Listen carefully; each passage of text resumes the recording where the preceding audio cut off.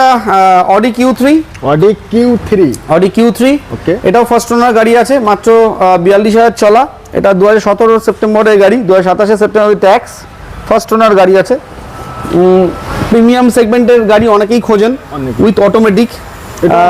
হ্যাঁ, একদম automatic, with sunroof না, এটা মুনরুফ আছে, এটা প্যানোরামিক সানরুফ। হ্যাঁ, প্যানোরামিক সানরুফ আছে।